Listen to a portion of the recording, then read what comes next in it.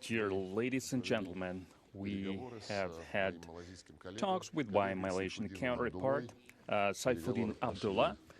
The talks were traditionally in a cordial atmosphere, as it should be at the talks of good old partners in the basis of our relations, many years of mutual understanding and good cooperation. We have discussed topical matters of the agenda, the agreements that were achieved in Vladivostok in September, the EF forum between President Putin and Mahathir Mohamad, Prime Minister of Malaysia. We have agreed on all the directions our leaders talked about to give additional impetus to our cooperation. We have emphasized the continuity of dialogue in the security sector, and so we give good praise to the context between the Security Council of the Russian Federation and their counterparts of corresponding department in the administration of Prime Minister of Malaysia. Secretary of Security Council, Mr. Patrushev, visited Kuala Lumpur in August of this year, and we have agreed to continue the cooperation on these matters. We have paid a lot of attention to the trade and economical cooperation. The stable growth of the goods turnover gives us hope that this trend is going to continue. In the first 9 months of this year, the goods turnover raised another 9%, and now it's more than $2.2 billion. And of course, this figure before the end of the year will become substantially bigger. We have also noticed the active cooperation of businessmen, entrepreneurs from Russia and Malaysia, of Malaysian businessmen in Russia. So investments are being implemented, and important industrial entities are getting launched in Russia and Malaysia. In particular, a Malaysian company launched a factory on the recycle of wood, on refining of wood in Abarovsk. So we have agreed to keep direct contacts between businessmen, especially since they have really good forums for this, Russian-Malaysian Business Council, and additionally there is a Business Council Russia-ASEAN, which is another platform to find mutually beneficial agreements. We have supported the dynamical development of ties in science and culture, in education and tourism. We have greeted Malaysian interest towards Russian language, towards getting education in Russia. More than 1,200 Malaysian students are in our colleges and universities right now, and we have agreed to resolve all the matters regarding the organization of the internships for the students. And this year we have had a very important event. In October of this year in Moscow, we had the first meeting of the joint Russian-Malaysian Commission on the Economical, Scientific and Cultural Cooperation, where all the directions of our cooperation were defined and considered, and corresponding plans were drafted. We have discussed global problems too. The key issue in these areas coincide, so we agree international legislation and not break the agreements that are discussed in the global format, to respect the UN Charter, to settle crises and conflicts only with peaceful tools and means, and to respect sovereignty and independence of all peoples, and to respect the right to choose their path of development. We have had a discussion, of course, about the regional matters, on the development of cooperation in the Asia-Pacific region, the relations between Russia and ASEAN, participation of Russian ASEAN forums, which is Eastern Asian Summit and Regional ASEAN Forum on Security Matters, and Asian-Pacific economic cooperation that Malaysia is going to preside over next year. And our friends informed us about the APEC summit that is going to take place in November of the next year. We have the common position that the regional security architecture in Asia-Pacific region must continue to rely on the formats that have been created under initiative of ASEAN. and we are going to promote this position actively. We have also exchanged opinions regarding the cooperation between the Russian Federation and the Organization of Islamic Cooperation. The contacts with this organization have been started by the initiative of Prime Minister Mahathir, who invited President Putin back in 2003 to become an observer in this organization. And since then, we have had this status, and we actively develop our cooperation. And we have also discussed the situation in the Middle East, where a lot of conflicts remain, Syrian conflict and a conflict in Yemen, and in Libya the situation is becoming more problematic, and in Lebanon, and we are looking at all these problems. We shouldn't forget about the oldest conflict in the region, Palestine-Israeli conflict. We have a similar position here. We need to stick strictly to the decisions, resolutions made by the Security Council of the UN, Madrid Principles, and Arab Peaceful Initiative that was supported by all the members of the Organization of Islamic Cooperation. The statements like the U.S. State Secretary made that from now on, the U.S. is not considering illegit the settlements at the right bank of Jordan, contradict all the resolutions that were signed by all the countries of the world, and it brings the situation to a dead end. So we're going to support coming back to the full support and full respect of all the resolutions and decisions that have made before, prior to that. And I'm really grateful to my counterpart for productive negotiations, and I give the floor to him.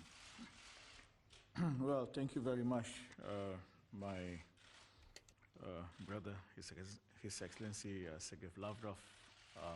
We have had a very good delegation meeting this morning, covering many aspects of our bilateral relations. But I started by convening the message from Prime Minister Dr. Mahathir Mohamad to His Excellency President Putin. This is in relation to a program that is organized in Kuala Lumpur, the Kuala Lumpur Summit, which will be organized on the 19th and 20th of December. This is the 5th Kuala Lumpur Summit. It is an NGO-led conference and is assisted by the government, in particular the Ministry of Foreign Affairs. So I have delivered the personal letter of Dr. Mahathir Mohamad to President Putin through my good friend, Foreign Minister Lavrov, inviting Mr. Putin to nominate the relevant personalities from Russia to participate in the Kuala Lumpur Summit. On bilateral relation, I think we are now seeing that the already warm and good relations between Malaysia and Russia is going to be more enhanced. That is why both of us are very happy with the fact that for the first time, the Malaysia-Russia Joint Commission on Economic, Scientific, Technical and Cultural Cooperation has met on 2nd of October this year. And we are hoping that on my side, Minister Azmin Ali, Minister of Economic Affairs, and his counterpart, Mr. Denis Mantrov, Minister of Industry and Trade, will meet more often for us to discuss actual economic relations between the two countries. Not only in Malaysia, but perhaps joint ventures between Malaysian and Russian companies outside Malaysia and outside Russia. Trade between Malaysia and Russia has increased in the past 1 year. And we are very thankful to the fact that Russia is buying more palm oil from Malaysia. In 2018, the palm oil sale to Russia increased by 19%, and we are hoping that Russia will buy more from us. We are also looking at, there are already established relations in education. We have more than 1,000 Malaysian students studying in Russia. There are also Russian students studying in Malaysia, and I think this will continue. We have had in the past Malaysia buying military asset from Russia, but I think when it comes to military asset, we are looking at perhaps a new enhanced way of relations, that it is not just about buying asset, but perhaps also possible exchanges in terms of research and development. We have received an offer to open an aerospace technological university in Malaysia. We are seriously looking at it, that if this were to take place, then it will bring our relation again to a new height. We have also discussed issues pertaining to Southeast Asia and the world, and I can inform you that we are on the same page on many of the issues. I have informed my friend that in Southeast Asia, ASEAN as a group is now negotiating with China on a code of conduct to replace the current DOC. We are hopeful that the code of conduct can be agreed upon by the year 2021. On other issues, Malaysia has made a statement on the decision announced by the US Secretary of State to declare that the long-standing position that the Israel occupation on the West Bank is illegal is now considered no longer illegal. Malaysia has made a strong protest, a statement rebutting that position. Yesterday, the Prime Minister of Malaysia has made a statement, and we believe that political solution is the best way forward in solving the Israeli-Palestinian relations so that we have a lasting and sustainable peace. Other than that, I think we have also shared our views on MH17.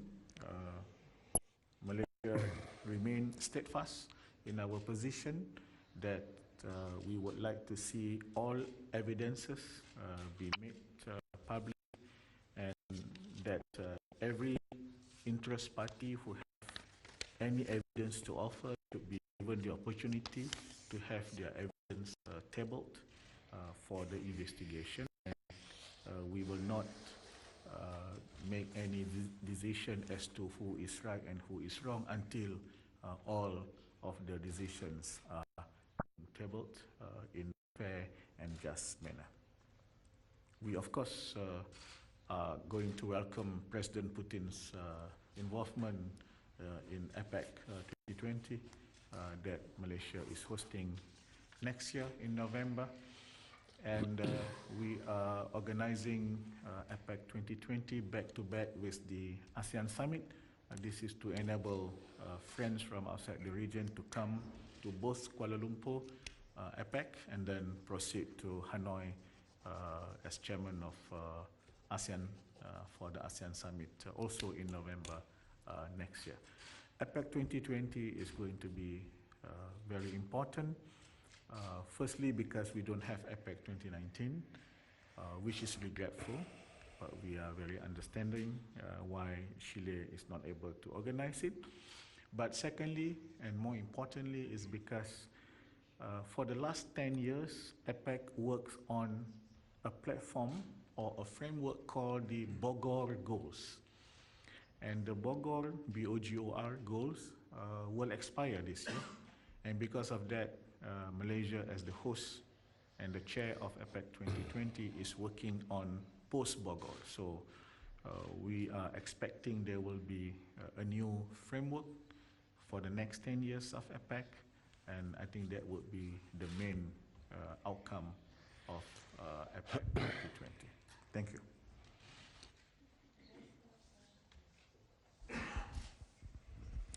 Good afternoon, dear ministers. Marie van Nationality International. My question is to Minister Saifuddin, if you allow me, in English. In September, Prime Minister Mahathir Mohamad said that Malaysia was not satisfied with the progress of the investigation into Boeing MH17 crash and questioned even the impartiality of the probe that had blamed Russia. Unbelievably, but in 5 years there was no solid evidence provided, and you were talking about that as well. Your country, we know, insisted on an independent investigation led by a specially formed group uniting experts from different countries. So my question is, how is it progressing, and what are the steps Malaysia is taking right now to promote an unbiased investigation? Thank you. Well, there are two things here. Number one, Malaysia, as a party to MH17 incident, wants to be a participant to the JIT as quickly as possible and as soon as JIT was established. But unfortunately, our entry into the JIT process was rather late. That in itself is something that we don't feel very comfortable with, but that is done. Secondly, is of course, we are hopeful that independent evidence or people that has materials or evidence should be given opportunities to present their case. We have not really seen this happening. We will keep on pushing for it. But other than that, I think Malaysia on our own way will also be looking at what are the other information that other stakeholders may be having. So we are, on the one hand, hoping that independent groups or individuals who have evidence can come forward, and that JIT will allow them to present their case. On the other hand, we are also, in our small way, trying to get more understanding of the issues, and we are open to listen to people or individuals or groups who may have other informations, so that we can be making our decisions and our standpoint in a more educated manner. We have discussed this issue. I would like to add a few words. Mr. Minister said that Malaysia was invited to join the investigation team later, only at the end of 2014. And we understand they weren't invited to all its activities. And while Malaysia wasn't part of the joint investigation team, the other participants, from our information, they had agreement among themselves that any information that is to be publicized, they are going to agree among themselves, including Ukraine. It's quite an unusual way to have having an investigation and informing the public about it. And secondly, recently some phone conversations were published, so it took them 5 years to create these records. But it takes no effort to give the world facts that are demanded since long, that exist.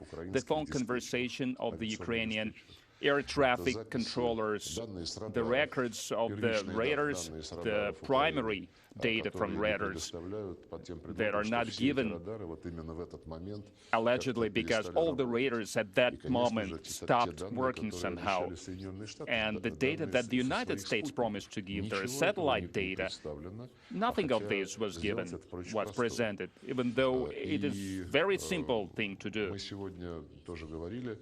And we have discussed today that Russia did to provide the maximum objectivity and the most detailed investigation and all the things that we were handing over, the data,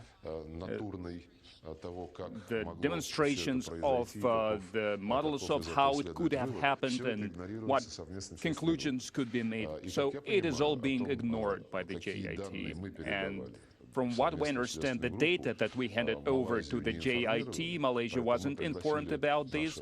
That's why we invited our Malaysian friends to send experts and who would see, who would learn from our experts all the data that was passed to the Netherlands, to the JIT. Hopefully, it will help our Malaysian counterparts to be more informed than the other participants of the JIT would like them to be.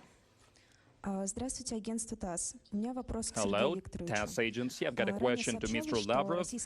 Earlier, it was said that the Russian party is going to give the North Korean party chairman the renewed plan of action of the settlement at the Korean Peninsula that was agreed upon by China and Russia. So what is this plan and how was it perceived by the North Korean party?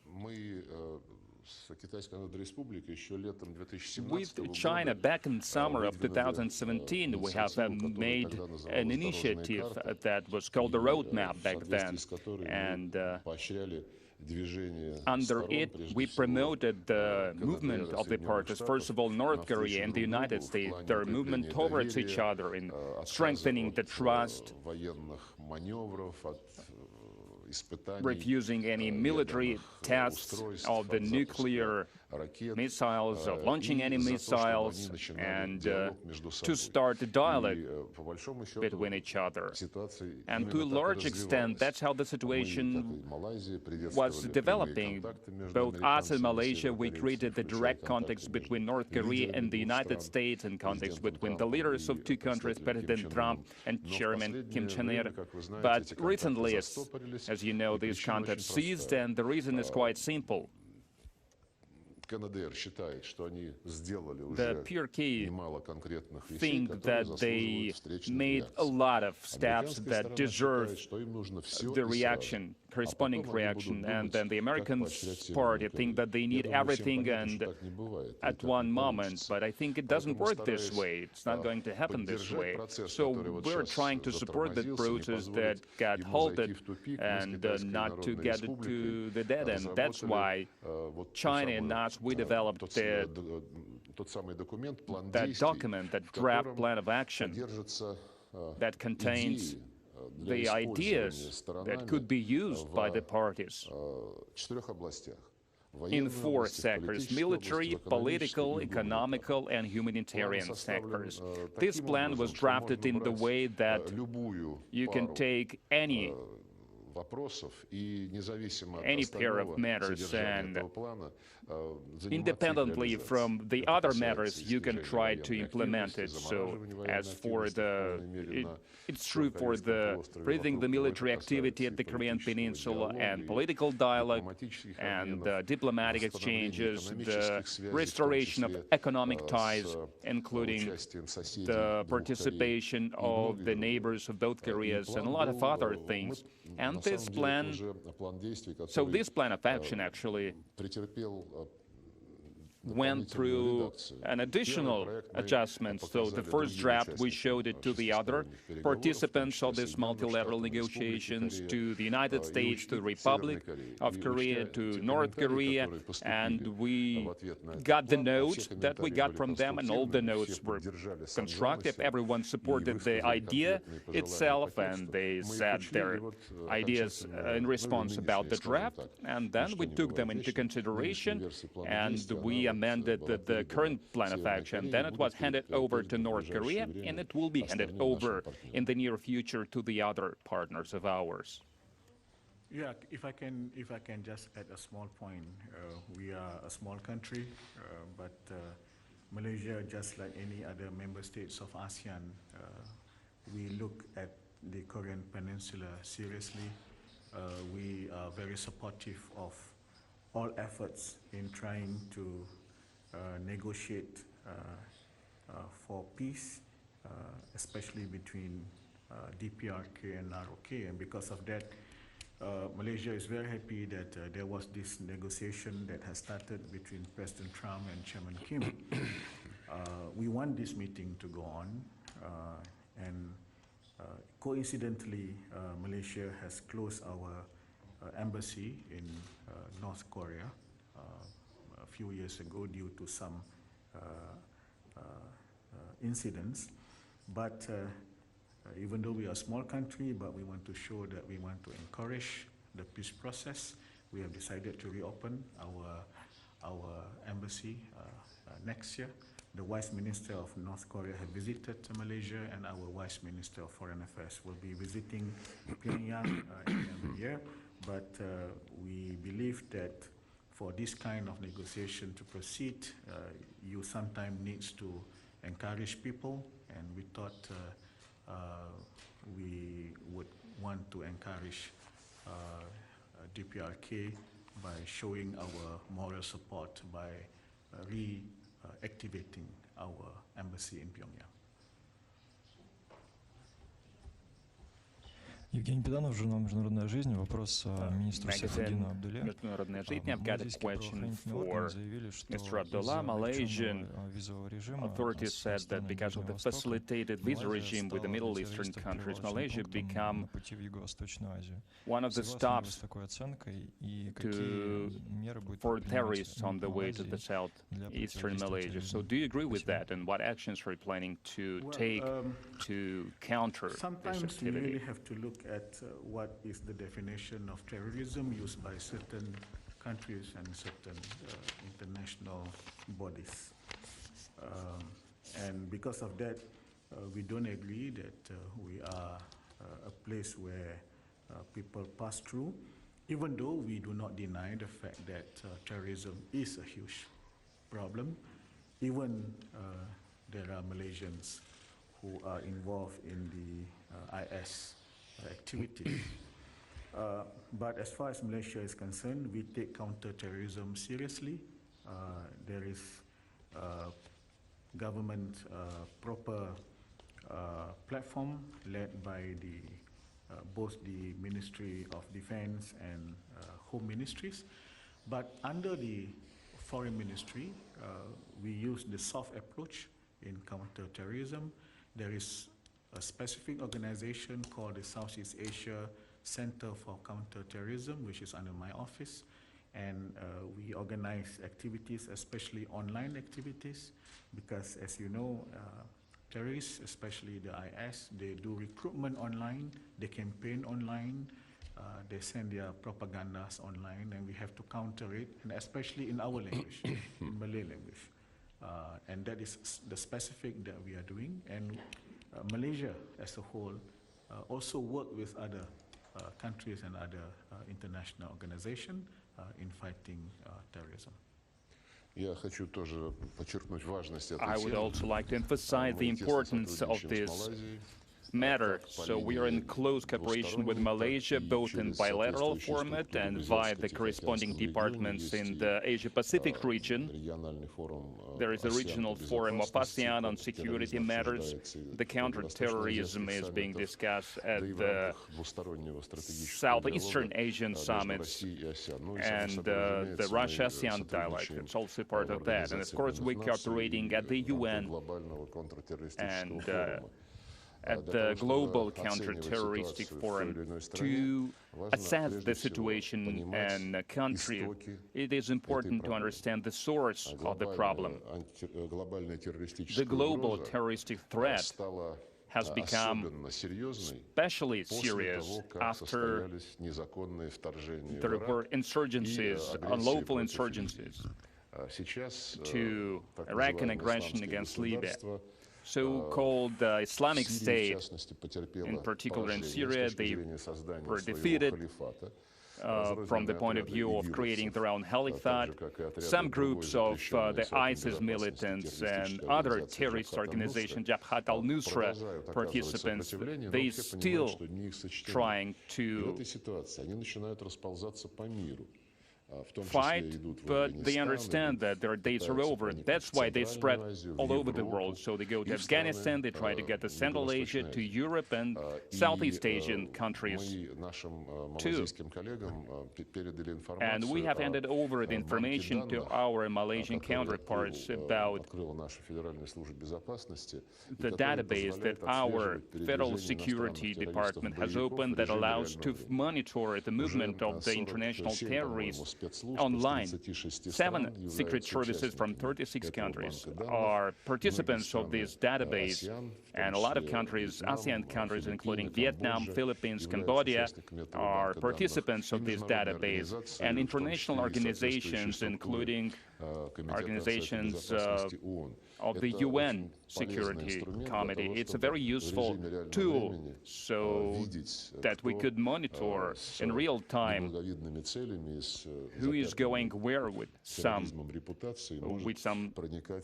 bad reputation who can enter your country. So hopefully we will continue our cooperation in this regard, and we are going to meet the demands of Malaysia in the equipment and the weapons that are needed to fight terrorism.